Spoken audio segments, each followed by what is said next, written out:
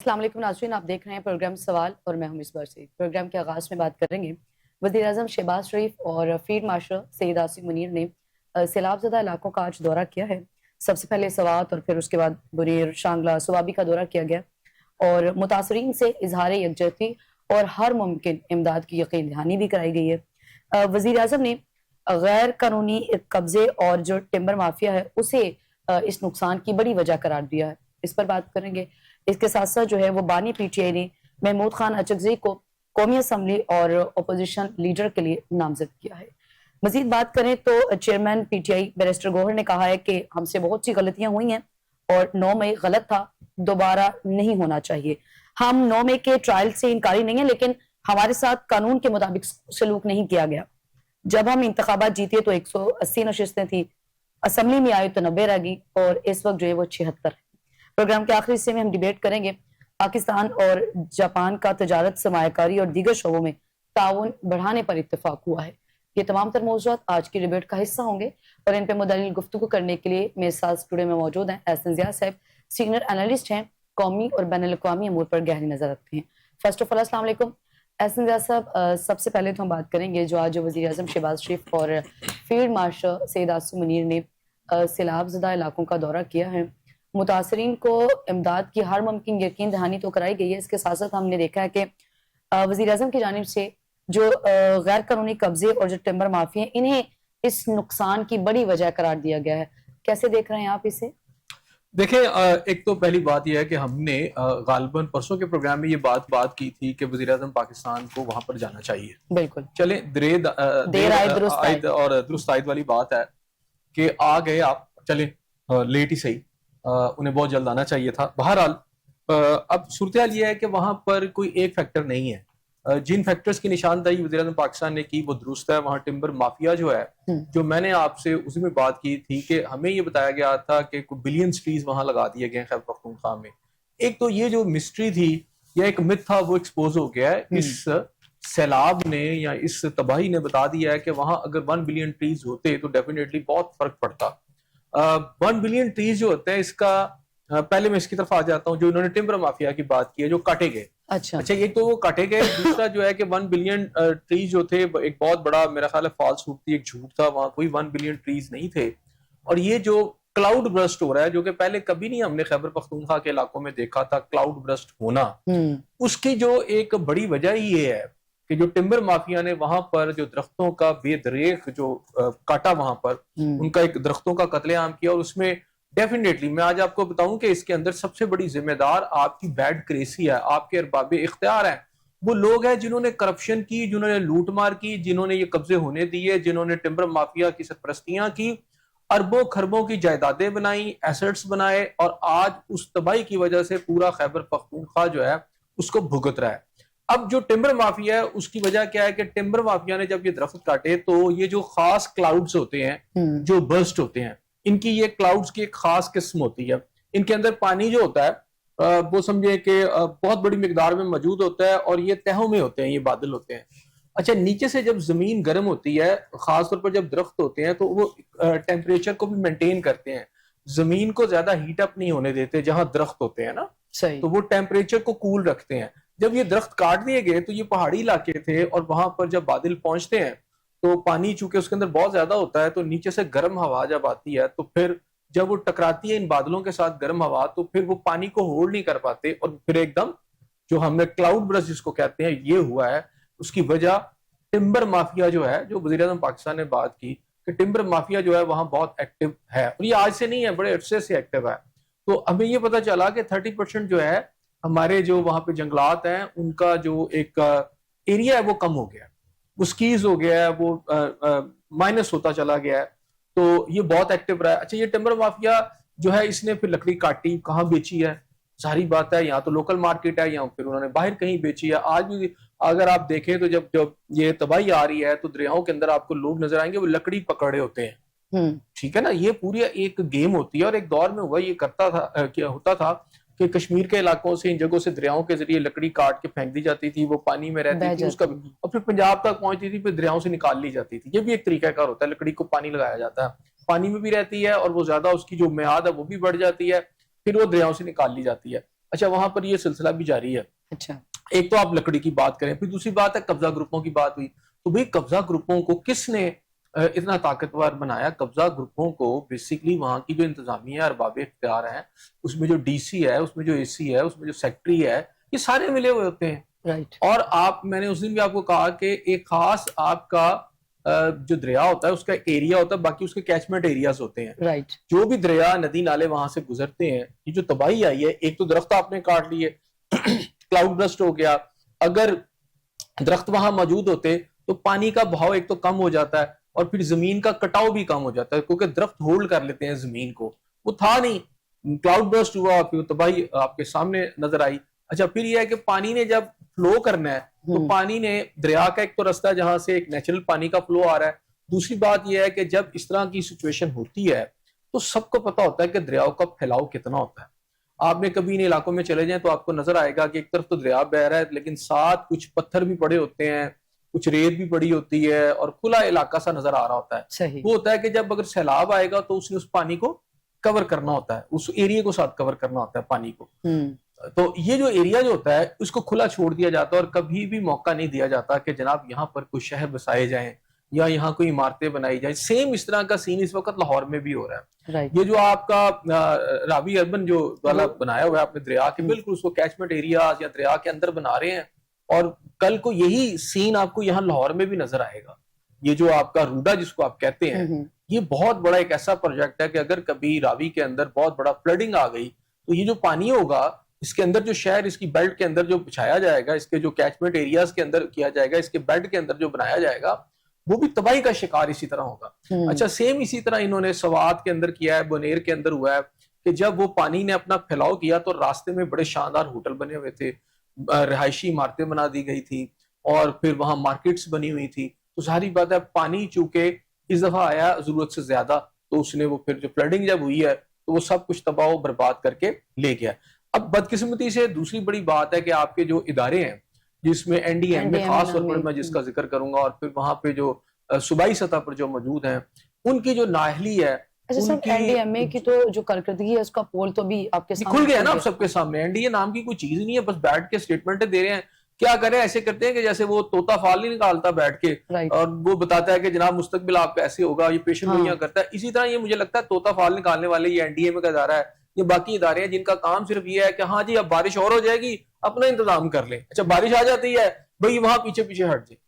جو rescue operation ہے کتابوں میں اور بیانات میں آپ کو نظر آ رہا ہے, آپ کو کوئی وہاں پر ریسکیو آپریشن نظر نہیں آتا. وہاں لوگ جو ہیں مر رہے ہیں, ان کی یعنی بچے بوڑھے وہاں مرے ہیں, اور وہاں پر اگر کوئی ریسکیو آپریشن ہوا ہے تو وہاں کے مقامی لوگوں نے کیا ہے, وہاں کے مقامی بہادر لوگوں نے اندر گھس کر جس طرح کیا ہے.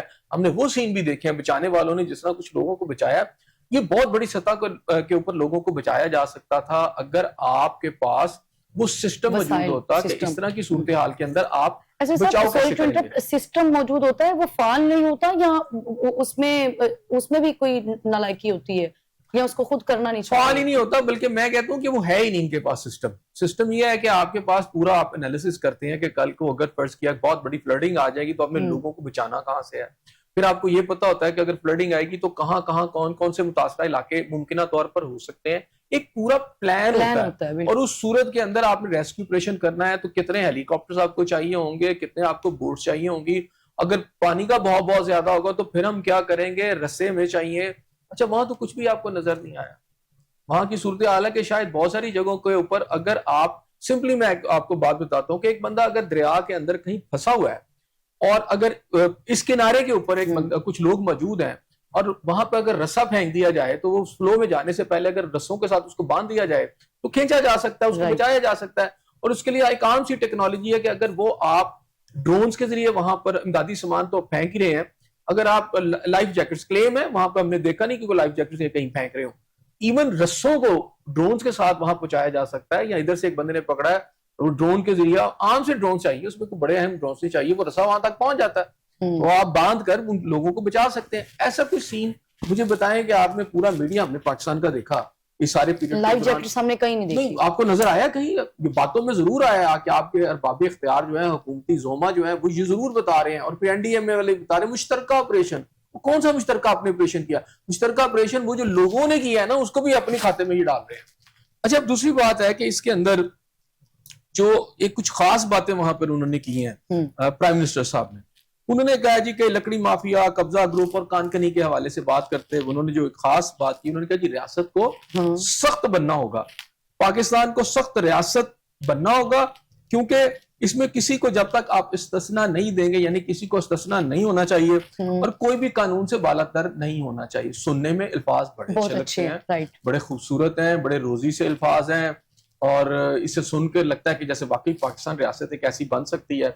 لیکن آپ مجھے یہ بتائیں کہ اگر واقعی پاکستانی ریاست اتنی زبردست قسم کی ہے کہ کوئی قانون سے بالا تر نہیں ہے، تو سب سے پہلے تو آپ کو احتساب کرنا ہوگا پرائم منسٹر کو، اپنی دائیں بائیں بیٹھی ہوئی کیبنٹ، اپنے جو بیوروکریسی ہے جن کے بارے میں خواجہ آصف صاحب نے بتایا ہے کہ پاکستان کے اندر 50% جو ہے لوگ جو ہیں وہاں پر جا کے جائیدادیں خرید رہے ہیں، صرف ایک پرتگال ملک کے بارے میں بتایا گیا۔ اگر تو خواجہ آصف صاحب نے جھوٹ بولا ہے تو اس کی وضاحت بھی خواجہ آصف صاحب آگے کریں یا ان کا یہ کریں، ان کا احتساب کریں بھی انہوں نے جھوٹ کیوں بولا ہے۔ اگر سچ بولا ہے تو پھر انکوائری اس کی ہونی چاہیے، جو لوگ ملوث ہیں ان کی فہرستیں سامنے آنی چاہیے۔ اور دوسری بات یہ ہے کہ صرف یہ ایک پرتگال کا قصہ نہیں ہے، کوئی آسٹریلیا میں جزیرے لے رہا ہے، کوئی سوئٹزرلینڈ میں پراپرٹیز بنا رہا ہے، کوئی لنڈن میں بنا رہا ہے، کوئی نیوزی لینڈ پہنچا ہوا ہے، عوام سیلاب سے مر رہی ہے، اور کوئی سعودی عرب کر رہا ہے۔ ایسے صاحب ہم نے کراچی کی صورتحال ہم نے دیکھی اور سوات کی صورتحال ہم نے دیکھی، بارش ہوتی ہے، لاہور کی صورتحال بھی آپ کے سامنے ہوتی ہے، پورا لاہور ڈوب جاتا ہے۔ کراچی میں بھی ٹمبر مافیا یا جو قبضہ مافیا ہے وہ بے لگام، سوات میں بھی ٹمبر مافیا اور قبضہ مافیا، لاہور میں بھی وہی سسٹم، سیوریج کا سسٹم بھی لاہور میں اتنا ہی ناقص ہے جس کی وجہ سے سیوریج کے سسٹم کی طرف آتا ہوں۔ میں چاہ رہا ہوں کہ پہلے مصباح جس پر ہم بات کریں، جو سخت ریاست کی آپ بات کریں، سخت ریاست کا مطلب یہ نہیں ہے کہ آپ آج یہاں لاہور کے اندر جو سخت ریاست ہے وہ میسج کری کہ ایک بندہ شولڈر پہ ڈال کر شرٹیں بیچ رہا ہے اور اس کو آپ پکڑ رہے ہیں، اس کو آپ ایک نئی قسم کی ہتھکڑی لگاتے ہیں، ایک بیچارہ اپنا روزگار ڈھونڈ رہا ہے، پھر اس کو آپ ایک کرمنل کی طرح ٹریٹ کرتے ہیں، گنے لگے بندے سے پکڑ لیتے ہیں، اس کو لے جاتے ہیں، اب اس کے جاری بات اس کی رہائی کا ایک عمل ہے، وہ بیچارے کے پاس ریاست کا کام ہے۔ دیکھیں ریاست کا بنیادی ذمہ داری لوگوں کو روزگار فراہم کرنا، صحت، ایجوکیشن، ان کے جان و مال کا تحفظ، یہ it's the responsibility of the state. اچھا اسٹیٹ نے تو وہ نبھائی نہیں ہے، وہ اسٹیٹ نے اس کے اندر لوٹ مار کا ایک ایسا بازار گرم ہے کہ جس کے تحت آپ یہ دیکھیں کہ آپ کا جو بیوروکریٹ ہے 2% طبقہ جو ہے وہ امیر سے امیر تر ہو گیا، اور ایک بندہ جو ہے کہ ایک روڈ پہ کھڑا ہو کے ایک شرٹیں بیچ رہا ہے یا ایک بیچارہ کوئی ریڑھی کے ساتھ کوئی چیز بیچ رہا ہے۔ میں یہ نہیں کہہ رہا کہ آپ انکروچمنٹس کر لیں، لیکن آپ نے اس کا متبادل کیا کیا؟ آپ نے متبادل تو کچھ کیا نہیں ہے، بلوں کی صورت میں آپ لوگوں کی جیبیں کاٹ رہے ہیں اور آپ کوئی موقع نہیں جانے دے رہے کہ عوام کو لوٹنے کا، ٹیکسز آپ نے بیش بہا لگا دی ہیں۔ اس کے اندر جو ہے وہ پوری کلاس جو پاکستان کی کرپٹ ترین کلاس ہے وہ پکڑ کے لاز امپلیمنٹ کر رہی ہے اس ملک کی 25 کروڑ آبادی کے غریب ترین لوگوں کے اوپر، ٹھیک ہے؟ اگر آپ نے اس طرح کی ہارڈر اسٹیٹ بنانی ہے تو معافی دے دیں آپ ہمیں، اس طرح کی ہارڈر اسٹیٹ میں تو آپ ملک توڑنے کی طرف جا رہے ہیں۔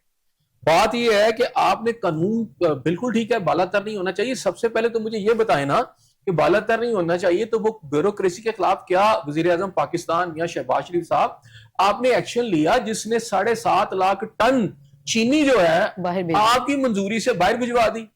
آج پاکستان جو ہے پاکستانیوں کی ایک بڑی تعداد چینی کو لیے ڈھونڈ رہی ہے کہ چینی نہیں مل رہی ان کو، پورے نہ کراچی میں مل رہی ہے نہ لاہور میں مل رہی ہے، اسی طرح باقی صورتحال ہے۔ تو آپ کی ایجوکیشن کا جو سسٹم ہے، آپ کی یونیورسٹیوں کے اندر، آپ جو سرکاری یونیورسٹیوں، آج میں ایک رپورٹ پڑھ رہا تھا کہ وہاں بچے جانا کم ہو گئے، ان کی تعداد تیزی سے نیچے آ گئی ہے کیونکہ سرکاری یونیورسٹیوں میں بھی فیسیں لاکھوں میں چلی گئی ہیں، ایجوکیشن نام کی پراپر کوئی چیز ہی نہیں ہے، والدین کی کیپیسٹی نہیں ہے کتنے پیسے پے کریں، حالانکہ ریاست کا کام ہے یہ ایجوکیشن دینا، ہائر ایجوکیشن دینا۔ اچھا وہاں صورتحال ہے کہ پرائیویٹ کے برابر آپ وہ وہاں پر فیسیں لے رہے ہیں، تو وہاں سے آپ نے وہ ایجوکیشن بھی خاص طبقے تک محدود کر دی ہے، تو نہ ہیلتھ ہے نہ ایجوکیشن ہے، اور آپ کہہ رہے ہیں ریاست کو سخت بنانا ہے، ضرور بنائیں۔ اس بیوروکریسی کے اوپر، اس بیڈ کریسی کے اوپر، ان ارباب اختیار کے اوپر جنہوں نے پاکستان کا پیسہ لوٹا ہے، جن کی لوٹ مار کی وجہ سے آج جب سیلاب آیا ہے خیبر پختونخوا کے اندر تو وہ کہیں ٹمبر مافیا کی شکل میں یہ لوٹ مار کر رہے ہیں اور کہیں آپ قبضہ کر رہے ہیں۔ آپ قبضوں کے پیچھے چلے جائیں تو قبضوں کے پیچھے کہیں آپ کو ججز نظر آئیں گے، بڑے بڑے قبضوں کے پیچھے کہیں آپ کو سینئر پولیس افسران نظر آئیں گے، کہیں آپ کو بیوروکریٹ نظر آئیں گے۔ یہ جو آپ کا قبضہ مافیا اس وقت بڑی بڑی ہاؤسنگ سوسائٹیوں کی شکل میں آ گیا ہے. ایون لاہور کے ارد گرد کا جو گرین ایریا تھا, جو کبھی لاہور کے اندر سبزی پھل یہیں سے جنریٹ ہو کے آتا تھا, وہ سارا کا سارا تو ان لوگوں نے کر لیا. پھر ان سوسائٹیوں کی سرپرستی کے پیچھے بڑے بڑے, میں آپ کو I Gs level, D I Gs level کے لوگ ہیں جو اس میں جسے کہتے ہیں جی پتی ان کی ہے, اور اس کے اندر پروٹیکشن کے وہ پیسے لیتے ہیں. تو میں یہ آپ کو کہہ رہا ہوں کہ اگر آپ نے ایک ہارڈر اسٹیٹ بنانی ہے اور آپ وہاں پہ چلے گئے ہیں, تو سب سے پہلے تو جناب اپنی کیبنٹ کے لوگوں سے پوچھیں کہ آپ نے منظوری کی کیوں دی, اور جن لوگوں نے یہ منظوری دلوائی اس میں جو بیوروکریٹ سے بالکل ہارڈر اسٹیٹ بنے, ان کے بارے میں پوچھیں, ان کے اوپر ہارڈ ہو کے آئیں, ایک ایسا ہاتھ ڈالیں کہ پتہ چلے کہ قوم کو, اور ان سے وہ جو لوٹا ہوا پیسہ جسے لوٹ کر آج یہ بربادی ہمارے شہروں میں ہو رہی ہے, وہ ذرا واپس لائے نا پاکستان کے. ایسے سر ٹمبر مافیا کو یا قبضہ مافیا کو قصوروار ٹھہرا دینا, یہ آپ کو کیا لگتا ہے, یا پھر یہ کہہ دینا کہ ان کے خلاف جو ہے وہ سختی سے نمٹا جائے گا, یا اس طرح کی دیکھیں ان کے اسٹیٹمنٹ دے خلاف دینا؟ سختی سے نپٹا جانا چاہیے, لیکن ٹمبر مافیا کے پیچھے کون ہے؟ رائٹ, یہ پوچھنا چاہیے عام آدمی کی ہے. یہ کس کی شے پہ اتنا مجھے آپ بتا رہے ہیں, میں یہی کہہ رہا ہوں ٹمبر مارکیٹ جو مافیا ہے جو یہ سارا کچھ کر رہی ہے, آپ کے خیال میں ایک عام آدمی ہے جو شولڈر پہ جو کیا کہتے ہیں قمیضیں رکھ کے وہ بیچ رہا ہے, یا کپڑے رکھ کے بیچ رہا ہے, یا ایک چھوٹا سا ٹھیلا رکھ کے وہ اپنے بچوں کے لیے جو ہے آپ روزگار لا رہا ہے, کیا وہ ٹمبر مارکیٹ کا جو ٹمبر مافیا کا جو ہے ہیڈ ہے, سرپرست ہے؟ یا مجھے بتائیں کہ یہ جو کانکنی کے اندر جو سارا کچھ ہو رہا ہے, کانکنی کی اگر بات کریں تو پوری دنیا میں یہ بتایا جا رہا ہے کہ پاکستان کے پاس جناب آپ کے پاس بڑے منرلز ہیں, سارا کچھ ہے, اوکے, تو پھر یہ کانکنی کا جو پیشہ کس کے پاس ہے؟ ہمارے پاس تو نہیں ہے بھائی, عام آدمی کے پاس بھی نہیں ہے. تو میں یہ آپ سے کہہ رہا ہوں کہ یہ اس وقت صورتحال یہ ہے کہ اگر آپ نے ایک ہارڈر اسٹیٹ لانی ہے تو سب سے پہلے جو اوپر 2% مافیا آپ کی حکمران مافیا ہے, جس کے اندر دیکھیں نا آپ ایک اے سی بناتے ہیں, وہ ترقی کر کے ڈی سی بن جاتا ہے, اچھا وہ پھر ترقی کرتا چلا جاتا ہے, اور جن محکموں میں جس ملک کے اندر ہے, اچھا ان کو دیکھیں پروموشنیں, ان کی اے سی آر بہتر ہوتی چلی جاتی ہے, اور پھر ریٹائرمنٹ کے بعد بھی ان کو نوکریاں مل رہی ہوتی ہیں. لیکن آپ جن اداروں کے اندر ہے, پی آئی اے, ریلوے, آپ کے بھی باقی صورتحال شہروں کی دیکھ لیں, وہاں جو ٹاؤن پلاننگ ہونی تھی, یہ بیسیکلی ٹاؤن پلاننگ کا پرابلم ہے نا. تو ٹاؤن پلاننگ کے اندر مثلا اگر میں لاہور کی بات کروں تو یہاں ایل ڈی ہے, کراچی کے متعلقہ ادارے ہیں, اس طرح خیبر پختونخوا کے اندر یہ basically fault of town planning بھی ہے, اور اس کے اندر سارے ملے ہوئے ہیں, یعنی اس حمام میں ساری ننگے ہیں. یہ جو کرپشن ہوتی ہے وہ پولیس کو بھی جاتی ہے, وہ ایف آئی اے کو بھی جاتی ہے, وہ سب کو جاتی ہے. ابھی جو ایک سٹوری پچھلے دنوں سامنے آئی کہ ایف آئی اے کے ایک بڑے ڈائریکٹر کے خلاف جو ہے ساری انکوائری چل رہی ہے, وہ کیا کر رہے تھے کہ لیسکو کے جو افسران چوری کرتے تھے بجلی, یا بابڈا کے جو لوگ اس میں ملوث تھے متعلقہ اداروں کے, ان کو وہ پروٹیکٹ کرتے تھے, ان سے وہ منتھلیاں لیتے تھے. تو یہاں تو اس حمام میں تمام ادارے ننگے ہیں.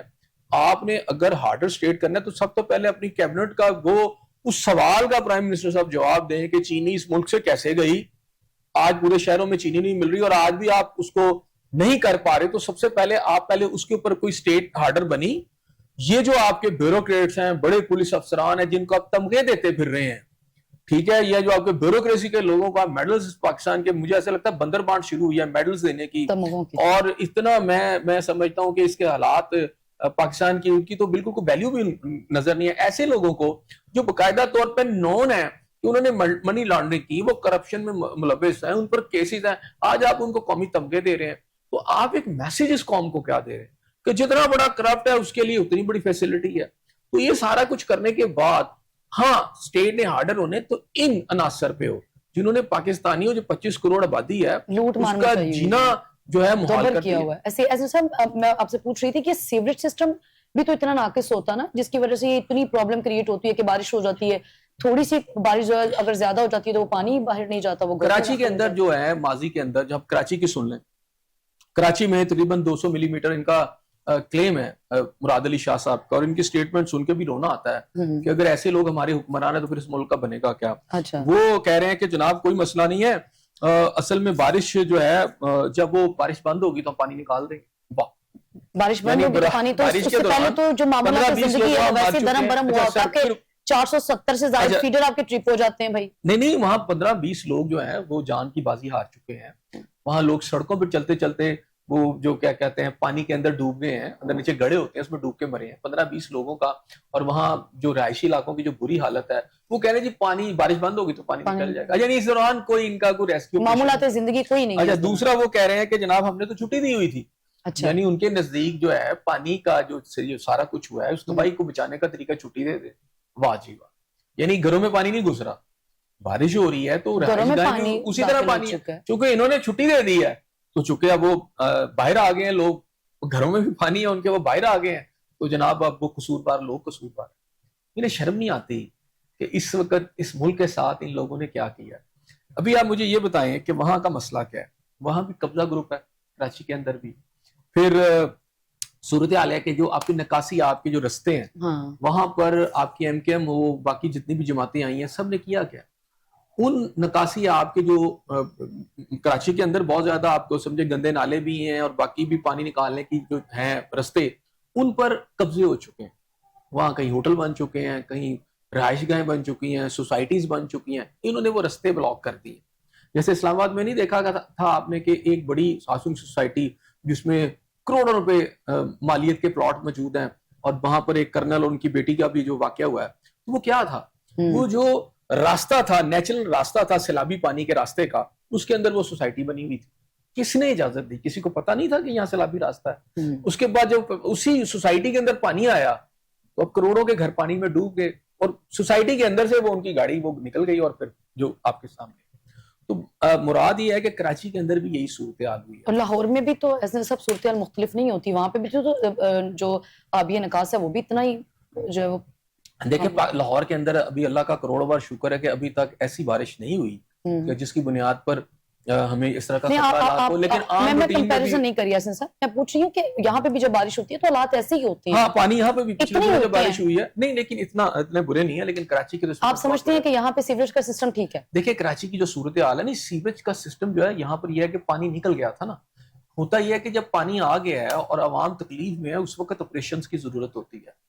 دیکھیں دنیا جو باقی ممالک ہیں وہاں پر فوری طور پر دیکھیں ایک عام سی بوٹس ہوتی ہیں، چھوٹی چھوٹی کشتیاں، ربڑ والی کشتیاں، وہ نکل آتی ہیں، لوگ ادھر سے لوگوں کو نکال رہے ہوتے ہیں جہاں پھنسے ہوتے ہیں. یہاں نہ کوئی ربڑ بوٹس آپ کو نظر آتی ہیں، کوئی چیز ہی نہیں ہے یہاں پر، کوئی سسٹم ہی نہیں ہے. وہ جو پیسہ لوٹ رہے ہوتے ہیں جو ٹاؤن پلاننگ کے نام کے اوپر آپ کی، اور پھر سڑکوں کا جو نظام ہے جس طرح کی سڑکیں ہیں وہ پہلی بارش میں وہ ختم ہو گئی ہیں، گڑے پڑ گئے ہیں.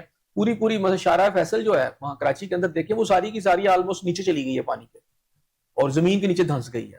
تو یہاں جو سسٹم ہے جو کچھ اس ملک کے ساتھ کر رہے ہیں، جو ان شہروں کے ساتھ کر رہے ہیں، ہلکی پھلکی بارش کے ساتھ جو صورتحال آپ کے سامنے آئی اور ٹمبر مافیا نے جو کچھ کیا، کلاؤڈ برسٹ جو ہے، کلاؤڈ برسٹ نہیں ہوا کرتے تھے پاکستان میں اس طرح کبھی ونس ان اے بلو مون آپ کو پتہ چلتا ہو کس طرح ہو.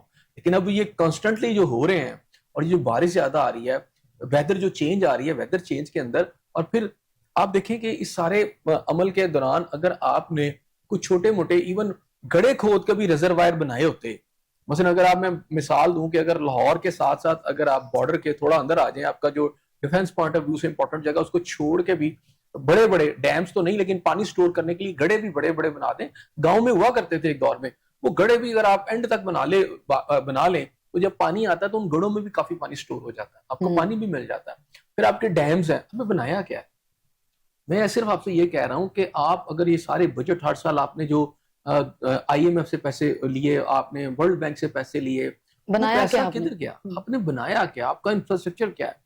آپ ہاؤسنگ سوسائٹیز کو بنا کر ایک جو آپ کا قبضہ مافیا اور آپ نے گرینری تباہ کر کے اس کو اب ترقی کہہ رہے ہیں، عمارتیں بنا دینا، خالی عمارتیں بنا دینا، یعنی ایکو سسٹم کو آپ نے برباد کر دیا. پورے ایکو سسٹم کو برباد کرنے کے بعد جب یہ سارا کچھ آپ کے سامنے آیا ہے تو اس وقت بھی آپ بے حسی کی باتیں کر رہے ہیں. آپ کو تو ایکٹیو ہو کے لوگوں کی مدد کرنی چاہیے تھی. نہیں، وہ کہہ رہے ہیں کہ ہر ممکن امداد کی یقین دہانی کرا دی ہے. آگے بڑھیں گے. ایسے صاحب، بانی پی ٹی آئی نے محمود خان اچکزئی کو قومی اسمبلی اور اپوزیشن لیڈر کے لیے نامزد کیا ہے، کیسے دیکھ رہے ہیں آپ؟ دیکھیں بڑی تیزی کے ساتھ دو تین چیزیں ہو رہی ہیں، چینجنگز آ رہی ہیں. جب سے معافی کی آفر آئی ہے اور آج جو ایک دم چینج نظر آئی ہے پی ٹی آئی کی جو لیڈرشپ کی طرف سے بیانات آئے ہیں، اس میں پہلے یہ تھا کہ ہم اپوزیشن لیڈر کوئی نہیں رکھیں گے. آپ کو یہ بھی پتا ہوگا کہ یہ خالی سیٹیں چھوڑی جائیں گی. گوہر صاحب کا بھی بیان تھا، باقی لوگوں کے بھی اس طرح کے بیان تھے کہ یہ سیٹیں خالی چھوڑی جائیں گی. لیکن بانی پی ٹی آئی نے محمود خان اچکزئی صاحب کو کر دیا. ٹھیک ہے، وہ ان کے الائی ہیں، وہ کر سکتے ہیں. لیکن ایک یہ ہے کہ اپوزیشن جو ہے نا پی ٹی آئی سے ایک قسم بھی چھن گئی اور دوسری پارٹی کے پاس چلی گئی ہے. اگر چاہ کے محمود خان اچکزئی ایک ٹھیک سیاستدان ہے اور وہ اس کو کریں گے، لیکن اب یہ نظر آ رہا ہے کہ کچھ ایسی چیزیں ہو گئی ہیں جس سے پی ٹی آئی جو ہے ریٹریٹ کی طرف چلی گئی ہے، واپسی کی طرف چلی گئی ہے. اور اس وقت گوہر صاحب کا جو بیان آ گیا ہے 9 مئی کے حوالے سے جو آپ نے اپنی اوپننگ میں بھی بات کی، میرا خیال ہے آج انہوں نے آفیشلی معافی مانگ لی ہے.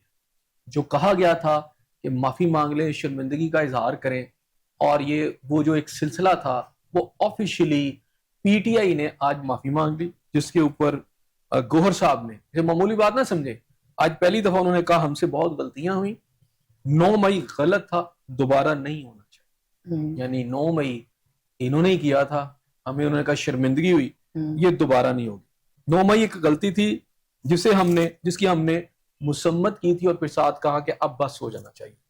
ٹھیک ہے, ایسے سب مذمت تو بانی پی ٹی آئی کی طرف سے نہیں کی گئی تھی, میں نے کی تھی نا. اب وہ یہ کہہ رہے ہیں کہ ہم نے معافی مانگ لی, کیونکہ یہ بات چلی تھی.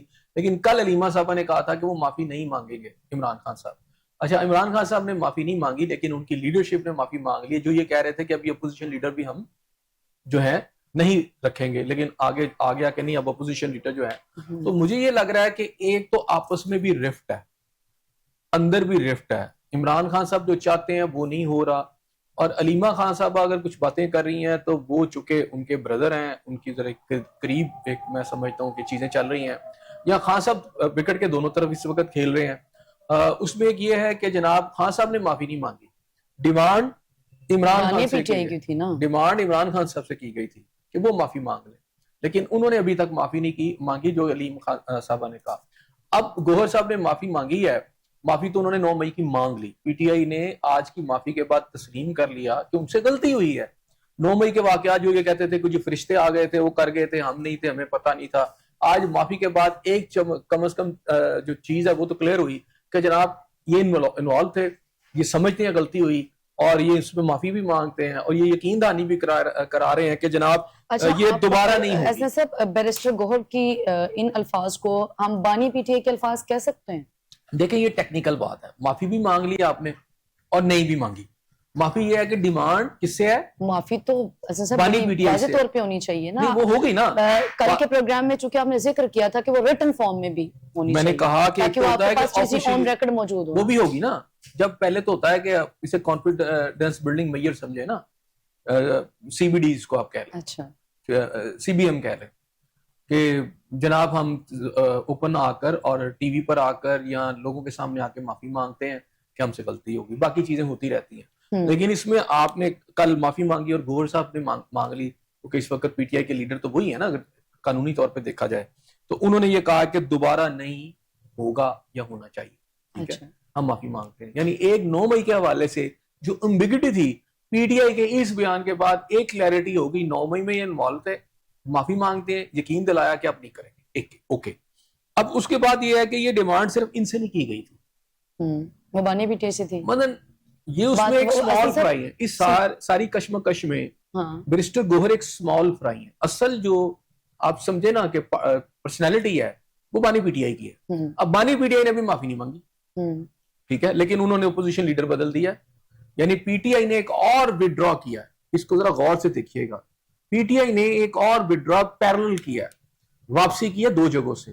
ایک اپوزیشن کے طور پر انہوں نے دوسری پارٹی کو آگے لے آئے اور ساتھ ادھر سے معافی بھی کر لی.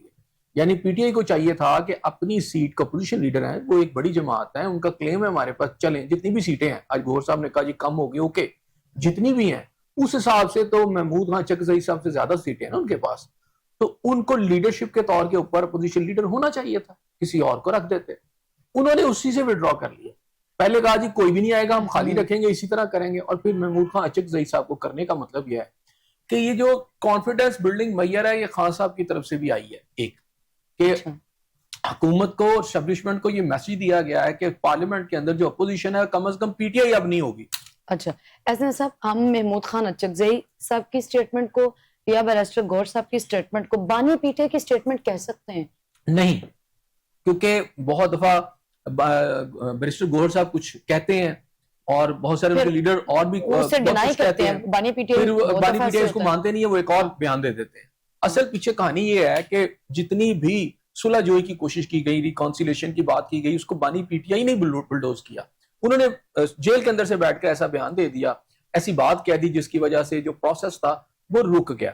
اب چونکہ ایک بڑی سنجیدہ قسم کا یہ بیان تھا, اس کے اوپر بھی ایک کنٹروورسی ہے کہ جن کوارٹر سے بات کی جا رہی تھی کہ یہ وہاں سے آئے گا یا وہاں سے آیا, یہ ان کوارٹر سے نہیں آیا, کسی جرنلسٹ کی وجہ سے آیا, وہاں ایک علیحدہ بحث ہے, لیکن ایک بیان آیا. اس بیان کے بعد اوپنلی گوہر صاحب نے آ کے معافی مانگ لی, اقرار کر لی. یہ ان کا اقرار ہے, یہ ان کا تسلیم کرنا ہے کہ جناب ہم اس میں ملوث تھے, پی ٹی آئی ملوث تھی, ہم معافی چاہتے ہیں. لیکن پھر انہوں نے کہا کہ اس میں اور بھی بہت ساری چیزیں ہیں, اس کی انکوائری جو ہے بڑے اچھے طریقے سے ہونی چاہیے. چلیں وہ ساری باتیں, انکوائری ہونی چاہیے, آپ نے معافی مانگ لی. لیکن اب یہ معافی کا اثر جو ہے, کیا دوسرا جو آپ کے سامنے دوسری پارٹی ہے اس کو ماننے کی یا نہیں ماننے کی, کیونکہ ان کی ڈیمانڈ گوہر صاحب سے نہیں ہے. ان کی جو ڈیمانڈ آئی بانی پی ٹی آئی سے, بانی پی ٹی آئی نے ایک اور کام ضرور کیا اس کو کرنے کے لیے کہ انہوں نے اپنا اپوزیشن لیڈر بھی وہاں اپنی پارٹی کا نہیں رکھا, چینج کر لیا. لیکن کیا بانی پی ٹی آئی جو ہے اگلے 1-2 دن میں 3 دن میں یا ایسی کوئی سٹیٹمنٹ دیں گے؟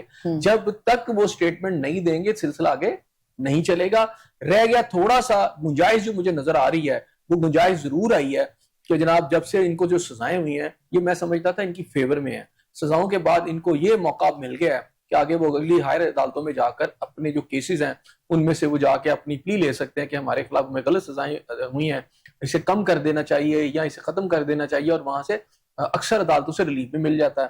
اوکے, شاہ محمود قریشی صاحب بھی باہر آ گئے ہیں. اب چیزوں کو تھوڑا کو تانے بانے ملانے پڑیں گے. شاہ محمود قریشی صاحب ان کیسز میں کلیئر ہو چکے ہیں, امید ہے کہ وہ جلد باہر آ جائیں گے, تو وہ بھی آگے ایک لیڈر کے طور پر آگے ہیں. خان صاحب تھوڑا سا مجھے لگتا ہے کہ تیزی سے بیک فٹ پہ جا رہے ہیں ان ساری چیزوں میں.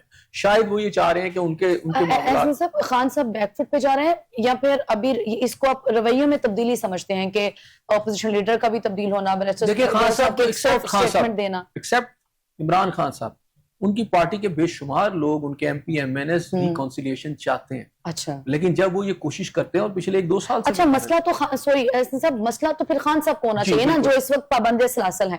وہ لوگ جو اس وقت اپنے گھروں میں ہیں ان کو تو پرابلم نہیں ہونی چاہیے.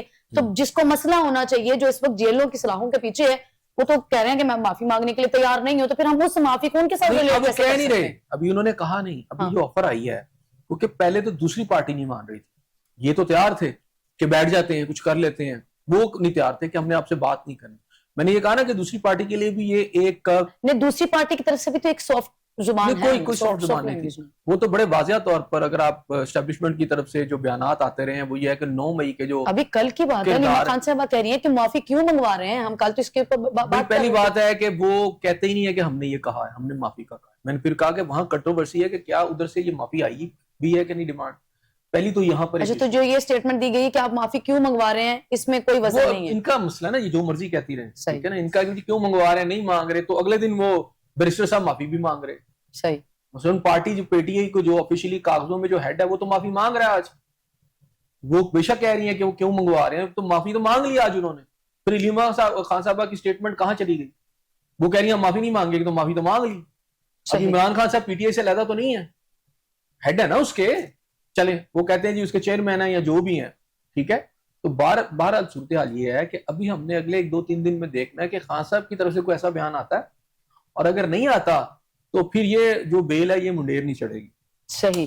ایسا سر پہلے تو ہم یہ کہہ رہے تھے نا کہ اس وقت جو پی ٹی آئی ہے وہ بند گلی میں جا چکی ہے, اور آپ سمجھتے ہیں کہ ابھی جو سافٹ کارنر یا سافٹ زبان استعمال ہو رہی ہے, آپ نے بھی کہا کہ جو اب تو بیرسٹر گور صاحب خود اس چیز کو ایڈمٹ کر چکے ہیں, تو پی ٹی آئی بند گلی میں ہی موجود ہے یا اب نکل آئی ہے باہر؟ بند گلی سے نکلنے کی کوشش کر رہی ہے. اچھا, ابھی ایک ایفرٹ ہو رہی ہے, ابھی وہ باہر نہیں نکلی, ابھی بند گلی میں ہی ہے. ابھی بھی پی ٹی آئی بند گلی میں. آگے بڑھیں گے. پاکستان اور جاپان کا تجارت, سرمایہ کاری اور دیگر شعبوں میں تعاون بڑھانے پر اتفاق ہوا ہے. اچھا, ایک جو مریم نواز صاحبہ کا یہ جو ٹور ہے نا, یہ بڑا جاپان کا, ہاں جی, یہ بڑا میں اسے تھوڑا سمجھتا ہوں کہ اس میں کنٹروورسی جنریٹ ہو گئی ہے. ایک تو جو وہاں پر انہیں کوئی آفیشل قسم کا پروٹوکول نہیں ملا, کوئی ریگارڈ نہیں اس طرح کا ملا. عام سے کامن سے لوگ تھے جن کے ساتھ انہوں نے میٹنگز کی, اور بڑا ایک کلیم کیا گیا کہ ایک سینئر وزیر نے آ کے ان سے کلیم کیا, یعنی ان سے میٹنگ کی, کلیم ہے یہ. چلیں مل لیا ہوگا, لیکن ایسے نہیں ہوتا. پاکستان کی ایک وہ وزیر اعلیٰ ہیں, جب آفیشلی وہاں جاتی ہیں تو اگر اس طرح کی چیز ہو 2 ریاستوں کے درمیان میں, جس میں ٹریڈ بھی ڈسکس ہو رہی ہو کہ جناب ہم تعاون کریں گے, تو وہ آفیشیل لیول پر ہو رہا ہے. وہ آفیشیل لیول ہمیں جاپان میں نظر نہیں آیا, ان کی سائڈ سے کوئی ایسا لیول نظر نہیں آیا جہاں بیٹھ کر اس طرح سنجیدہ, جس میں انویسٹمنٹ کی بات بھی کی جائے. ہاں, ان کے جو پرائیویٹ لوگ ہیں وہ آگے کر لیں تو ایک علیحدہ بات ہے, سرکاری سطح پر ہمیں نظر نہیں آیا. دوسری بات یہ ہے کہ اگر آپ یہ کہتے ہیں کہ جی پاکستان کے اندر جی بڑی کوئی انویسٹمنٹ آ رہی ہے, مجھے سمجھ نہیں آتی کہ پاکستان کے اندر انویسٹمنٹ کہاں سے آ رہی ہے. یہاں جو اپنے لوگ ہیں تو پاکستان چھوڑ کے بھاگ رہے ہیں. یہاں تو صورتحال یہ ہے کہ جو کاروباری اثرات ہیں وہ چیخ رہے ہیں بزنس مین اس حکومت کے خلاف چیخ رہے ہیں, یہاں اتنی مہنگی بجلی ہے, یہاں اتنی مہنگی گیس ہے, اپنے جو آپ کی ٹیکسٹائل ملوں والے ہیں وہ چھوڑ کر جا رہے ہیں, تو جاپان نے یہاں کیا آ کے انویسٹمنٹ کرنی ہے؟ وہ لوگ کو پاگل نہیں ہوتے, انہیں پتا ہوتا ہے کہ کس ملک میں ان کو انویسٹمنٹ کا فائدہ پہنچے گا, ٹھیک ہے, اور پھر وہاں انویسٹمنٹ کرتے ہیں. ہاں یہ ضرور ہے کہ وہ کیا کرتے ہیں کہ اگر آپ نے ان سے کوئی چیزیں ان کے پرائیویٹ لوگوں سے خریدنی ہے تو آپ کبھی ریکارڈ نکال کے دیکھ لیں کہ 1 کروڑ کی چیز ہوتی ہے, بعض اوقات 8 سے 9 کروڑ میں ہمارے یہاں پہ آتی ہے. ہاں وہ اس میں کمیشن اور کک بیکس ہوتے ہیں, وہ چلتے رہتے ہیں, اس حوالے سے وہ آپ کو چیزیں دے دیتے ہیں. لیکن یہ کہ جی جاپان آ کے پاکستان میں کوئی انویسٹمنٹ کرے, انہیں پتا ہے سارا پاکستان کے اس وقت حالات کیا ہیں. ہاں البتہ ایک ضرور کوشش ہوئی ابھی ریسنٹلی, وہ یہ ہے کہ ابھی افغانستان کے اندر ایک نئی جو ڈیولپمنٹ ہوئی ہے جس میں افغانستان اور چین اور پاکستان نے یہ ایک فیصلہ کیا ہے, یا خارجہ سطح کے اوپر جو وزیر خارجہ کیونکہ تینوں ممالک کے وہاں تھے, تو وہاں پر یہ فیصلہ کیا گیا ہے کہ جو چائنیز کوریڈور ہے اس کی ایکسٹینشن جو ہے افغانستان تک کی جائے گی. یہ ایک بہت بڑا ایشو تھا کیونکہ اگر چائنیز جو ہے اکنامک کوریڈور پاکستان سے افغانستان, تو پھر اس کا مطلب ہے وہ سینٹرل ایشیا تک چلا جائے گا. اور یہاں سے جو ایکسیس ہوگی وہ کیا ہے, کیونکہ اس کے اندر بہت سارے ممالک کا فائدہ ہے. سینٹرل ایشیا کے جو ممالک ہیں, ازبکستان ہے, تاجکستان ہے, کرگستان ہے, یہ سارے کے سارے جو ممالک ہیں بہت بڑی منڈی ہے, وہاں سے گیس ہے, وہاں سے آپ سمجھے کہ فیول ہے, آئل ہے, اور بہت ساری چیزیں جو یہاں آ سکتی ہیں, اور یہاں سے بہت کچھ وہاں جا سکتا ہے. اور چائنا کو بھی یہ روٹ ایزی لگتا ہے کیونکہ وہاں سے یہاں پر آتا ہے, گوادر پورٹ ہے, وہاں سے دنیا بھر میں آگے بھی جائے گا, اور پھر اگر وہاں سے گوادر سے کچھ چیزیں ریٹرن ہوتی ہیں تو یہاں سے پھر چائنیز مال یہاں سے آ کے ان سینٹرل ایشیا میں بھی جا سکتا ہے. تو اس میں پاکستان کا بھی فائدہ ہے, افغانستان کا بھی فائدہ. اصل بیچ میں ایشو یہ آ رہا تھا کہ افغانستان اس کو نہیں مان رہا تھا, جو گورنمنٹ آف افغانستان تھی وہ بار بار یہ ایشو بن رہا تھا. اس میں انڈیا کا بھی بہت بڑا ایک سمجھے کہ کردار ہے کہ وہ نہیں چاہتے تھے کہ ایسا کوئی روٹ جیسے کوئی ریل روٹ بن جائے, کوئی روڈز بن جائے, چونکہ یہاں پر ایک ریل روٹ کا بھی پلان ہے اور روڈز کا بھی پلان ہے. روڈز تو آلریڈی ہیں, صرف اس کا کنیکشن ہونا ہے, لیکن ایک ریل روٹ کا بھی ہے کہ ایک ٹرین باقاعدہ چلائی جائے اور وہ جا کے سینٹرل ایشیا تک ملے, سینٹرل ایشیا سے پھر یہ یورپ تک چیزیں چلی جائیں گی. تو آپ بائی روڈ جو ہے, اور پاکستان اس میں بہت اسٹریٹجک پوزیشن کے اوپر کھڑا ہے. تو یہ ایک بہت بڑی ڈیولپمنٹ ہوئی ہے جس میں آپ کے جو ریجن کے ممالک ہیں جیسے منگولیا ہے, اگر آپ دیکھ لیں, اور بہت سارے ممالک ہیں, ایون اس میں کل کو انڈیا بھی انٹرسٹڈ ہوگا کیونکہ انڈیا بھی اگر سینٹرل ایشیا تک اپنی ایکسیس چاہتا ہے تو وہ پاکستان اگر اس کو بھی ایکسیس دے دیتا ہے, لیکن یہ صورت میں ہوگا جب کشمیر کا ایشو ریزالو ہوگا. اچھا ایسے صاحب, مریم نواز صاحبہ یہ کہتی ہوئی دکھائی دی, انہوں نے کہا کہ پنجاب میں جاپان کے ترقیاتی ماڈل کو جو ہے وہ ہم نافذ کریں گے. پہلی بات تو یہ ایسے صاحب کہ آپ کے اتنے اچھے وسائل ہیں, مطلب صحت کی حالات آپ کے سامنے ہیں, تعلیم کے جو صورتحال ہے وہ بھی آپ سے ڈب کی چکی ہے, اور دوسرا اہم بات یہ کہ پنجاب ہی کیوں, پاکستان کیوں نہیں؟ دیکھیں پنجاب کی وزیر اعلیٰ نا, پنجاب کی بات کریں گی نا, وہاں تو پرائم منسٹر. اچھا وہ صرف وہاں پہ مطلب کسی دوسرے ملک میں جا کے صرف آپ وہ صوبے کو ریپرزینٹ کر رہی ہیں؟ دیکھیں وہ وہاں پہ گئی ہیں بطور وزیر اعلیٰ, اور وہاں سے وہ کوئی چاہتی ہیں کہ وہاں سے کوئی ایسا پروجیکٹ ہو جیسے آپ کے شہباز شریف صاحب کے دور میں ترکی کے ساتھ بہت سارے پروجیکٹ کیے گئے تھے. یہاں ڈولفن فورس جو تھی انہی کی وجہ سے یہاں آئی تھی, ہم نے وہ اس کو ریپلیکا ایک قسم کا ہم نے کیا تھا. اسی طرح بہت سارے ٹرک پروجیکٹ تھے یہاں پر لا کر, ان سے ٹریننگ کے لیے بندے بلائے گئے تھے. وہ کوئی ایشو نہیں ہے. بات یہ ہے کہ جو آپ انویسٹمنٹ کی بات, ایک جو خاص موٹی میں بات آپ کو سمجھا دیتا ہوں کہ جاپان پاکستان کے اندر انویسٹمنٹ کرے تو وہ اس صورت میں کرے گا نا کہ یہاں پاکستان تو خود جو انڈسٹری ہے, ٹیکسٹائل انڈسٹری پاکستان کی کوئی بھی انڈسٹری لے لیں, وہ تو پاکستان سے باہر بھاگ رہی ہے, کوئی بنگلہ دیش بھاگ رہا ہے, کوئی سری لنکا بھاگ رہا ہے, کوئی ٹرکی خود جا رہا ہے. یہاں تو بہت سارے ایسے میں انویسٹر دیکھے ہوئے ہیں میں نے, جن سے ملا بھی ہوں, خاص طور پر آپ کی ریل اسٹیٹ کے بہت سارے لوگ جو ہیں وہ اس وقت پاکستان کو چھوڑ کر ٹرکی میں جا کے پروجیکٹ لگا رہے ہیں, اور افریقہ کے اندر لگا رہے ہیں.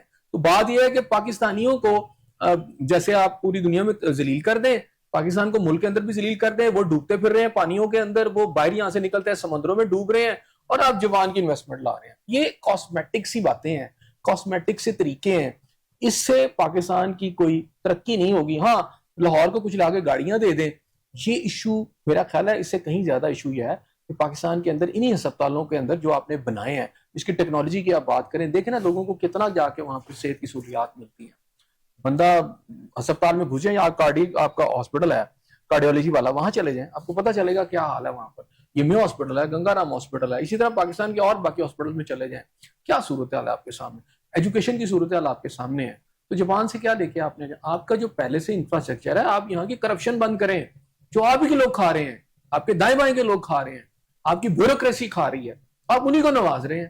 غریب آدمی مر رہا ہے یہاں پر, اس کے پاس 2 وقت کی روٹی نہیں بچی, ٹھیک ہے نا. اب مجھے بتائیں وہ بیچارہ بجلی کا بل دیتا تو اس کے بعد کھانے کو کچھ نہیں بچا ہوا. ایسے ہی ہے. لوگ ایسے خودکشیوں میں مجبور ہیں جس یہاں پر. فورن انویسٹمنٹ کی بات ہو رہی ہے تو اس میں سب سے پہلے تو ملکی حالات کا بہتر ہونا ضروری ہوتا ہے. ابھی 2 روز قبل رانا سنولا صاحب کی طرف سے بھی یہ اسٹیٹمنٹ آئی کہ ملک میں سیاسی استحکام ہونا لازم ہے. ملک میں اگر جب تک سیاسی عدم استحکام رہے گا تو پھر فورن انویسٹمنٹ اور پھر وہ حالات کیسے. آپ تو پی ایم ایل این خود اس چیز کی بات کو تسلیم کر رہی ہے کہ ملک میں سیاسی استحکام نہیں ہے. انہیں لگتا ہے کہ پنجاب کے اندر سی سی ڈی بنا دی ہے بس کافی ہے. اچھا. اور ان کو یہ بتا دیا گیا کہ سی سی ڈی بننے کے بعد جو ہیں جرائم پیشہ افراد بھاگ گئے ہیں, بالکل امن ہو گیا ہے, عورتیں زیور پہن کے پھر رہی ہیں اور کوئی ان کو لوٹ نہیں رہا. ایسے ہی ہے. یہ میرا خیال ہے خام خیالی ہے ان کی, اور اس سے جو نظام انہوں نے برباد کیا ہے ماورائے عدالت قتل کر کے جو ہو رہے ہیں بڑی سپیڈ سے کرے جا رہے ہیں, چھوٹے چھوٹے مقدمات کے اوپر جو لوگوں کو لے جا کے مارا جا رہا ہے. ابھی میں آپ کو چند دن پہلے کی بات بتا رہا ہوں کہ بڑی مشکل سے ایک بندے کی لاش تک واپس نہیں کر رہے تھے. وہ مارنے کے بعد وہ تدفین بھی کر دیتے ہیں, بندہ گھر سے چلا جاتا ہے, عام سے سپاہی آئے اس کو لے گئے, اس کے بعد پتہ چلا جی اس پہ 2-4 بندے پہ مقدمات تھے. اچھا چلیں, اس نے نہ 302 کا کوئی پرچہ نہیں تھا, کوئی کچھ نہیں تھا, اس کو مار دیا. پھر میں نے کسی بندے سے ریکویسٹ کر کے 5 دن ہو گئے تھے, اس کی ماں اور اس کی بہنیں, وہ کلوتا بیٹا تھا اور وہ روتی پیٹتی تھیں اور ان کو پتہ نہیں چلتا تھا کہ بیٹا کہاں ہے, اس کی لاش کیا. تو بڑے ہی میں نے ایک انفلوئنس یوز کر کے تو ان کو صرف لاش دلوائی, اندازہ لگا, جس کو لے جا کے کلوتے بچے کو 3-4 بندے ان کو مار دیا. تو یہ پوری ایک ٹریل چل رہی ہے اس وقت. آپ اس طرح سمجھتے ہیں کہ آپ لا اینڈ آرڈر ٹھیک کر لیں گے, نہیں, آپ لا کو اور خطرناک صورتحال کے اوپر لے کے جا رہے ہیں. آپ نے جو آپ نے یہ فورس بنا دی ہے جو عام لوگوں کو پکڑ رہی ہے, تاجروں کو پکڑ کے ایسے کرمنل کی طرح ٹریٹ کر رہی ہے, آپ یہ سمجھتے ہیں اس سے کوئی لا اینڈ آرڈر بہتر ہو جائے گا, کوئی آپ کے یہاں انویسٹمنٹ کرے گا؟ میرا خیال ہے آپ کی یہ خام خیالی ہے, اس سے آپ کو باہر نکلنا چاہیے. ایسا صاحب ابھی پی ایم ایل این کی جانب سے بھی اس چیز کو خود ایڈمٹ کیا گیا کہ چونکہ ملک میں سیاسی استحکام نہیں ہے, تو اگر سیاسی استحکام نہیں ہے تو پھر ہم معاشی طور پر مستحکم ہونے کی بات کر رہے ہوتے ہیں, جب تک ملک میں سیاسی طور پر آپ کا ملک مستحکم نہیں ہے. وہ ملک جو ہے نا سروائیو کرتے ہیں, وہ ملک فلورش کرتے ہیں جہاں عدل اور انصاف ہو. عدل اور انصاف کا مطلب صرف یہ نہیں ہے کہ عدالتوں اور تھانوں میں عدل اور انصاف ہو, زندگی کے ہر پہلو کے اندر. چاہے اگر کسی نے آپ کو بل زیادہ دے دیا, آپ کو ٹیکس لگا رہی ہے, سب جو ہے نا انصافی ہے, اسے آپ ختم نہیں نہ کریں گے. سب سے بڑا مسئلہ کیا ہوا ہے, 2% آپ کی اشرافیہ ملک کی جو ہے, جس میں یہ سارے شامل ہیں, اور اس میں آپ پی ٹی آئی کو بھی لے لیں سارے, یہ اس ملک کے اوپر اس کے وسائل پر قابض ہو گئے. اور جو عام آدمی اس کے لیے زندگی تنگ کر دی آپ نے, وہ تو بیچارہ ایک بل اپنی ایک جو تنخواہ دار آدمی وہ تو ایک بل نہیں پے کر سکتا. اس ساری صورتحال کے اندر آپ وسائل پر قابض ہو گئے ہیں. یہ جو فورسز بنائی ہیں آپ نے, یہ عوام آدمی کی خدمت کے لیے نہیں ہے, یہ پولیس پاکستانیوں کی خدمت کے لیے نہیں ہے, یہ حکمرانوں کی خدمت کے لیے بنائی ہے. اسے انگریز نے اپنے لیے بنایا تھا. یہ آئرش بیسڈ سسٹم تھا جس کا مقصد یہ تھا کہ برے صغیر پاک و ہند کے جو لوگ ہیں ان کو قابو میں رکھا جائے, ان کو غلام بنا کے رکھا جائے. وہ گورے چلے گئے, یہ سسٹم ان کو دے گئے. آگے یہ حکمرانوں کو, یہ پولیس کو یوز کرتے ہیں, یہ ایجنسیوں کو یوز کرتے ہیں, یہ اداروں کو یوز کرتے ہیں عام پبلک پہ ظلم و ستم ڈھا کر, تاکہ ان کی ریاست کے اندر ان کی حکمرانی قائم رہے. اس ریاست کے اندر یہ جو ادارے ہیں یہ عوام کی سروس کے لیے ہے ہی نہیں. بالکل. تو جب یہ ہے نہیں تو سب سے بڑا جو ظلم اس وقت ہو رہا ہے, جو سب سے بڑی, وہ ہے اکنامک ڈسپیرٹی جو ہے. میں یہ نہیں کہتا کہ سارے ایک ہی وقت میں سارے امیر ہو جاتے ہیں, لیکن اتنا تو ہونا کہ ایک شخص جو سیلری جب اس کو اتنی تو ملتی ہو کہ وہ بل پے کر سکتا ہو, وہ اپنے یعنی اس طرح کی انفلیشن تو نہ ہونا کہ بچوں کو تعلیم دے سکتا ہو, صحت دے سکتا ہو. اگر کم از کم اتنا اس کو مل جائے کہ اس کے بچوں کو تعلیم آ جائے, وہ صحت دینے کے قابل ہو جائے, وہ بل دینے کے قابل ہو جائے, اور پھر اس کو اتنا بچ جائے کہ وہ مہینے کا خرچہ کر لے. کہ آپ کی 25 کروڑ کی آبادی کی میجورٹی کے ساتھ مسئلہ یہ ہو گیا ہے کہ آپ کی 70% سے زیادہ خطے غربت سے نیچے چلے گئے. بالکل ایسی. تو آپ اس کو تو ٹھیک نہیں کر رہے, آپ لاز اور لا رہے ہیں, فورسز اور لا رہے ہیں, اپنے جو فنڈز ہیں عوام کے وہ ان کو اور دے رہے ہیں. اچھا وہ طاقتور سے طاقتور, وہ ایک آپ سمجھے افریت بنتے جا رہے ہیں. عام آدمی یہاں مر رہا ہے پاکستان کے اندر, اور اس صورتحال کو اگر آپ بہتر نہیں کریں گے تو کون سی ہارڈر اسٹیٹ. بالکل ایسی ہے. غریب اس وقت غریب تر, اور امیر جو ہے وہ مزید امیر ہو رہا ہے. بہت شکریہ احسن صاحب آپ کا. ناظرین آپ کا پروگرام دیکھنے کا بے حد شکریہ. فی الوقت مجھے اور احسن ضیاء کو دے اجازت. کل پھر ملاقات ہوگی, سیم چینل سیم ٹائم. اللہ نگہبان.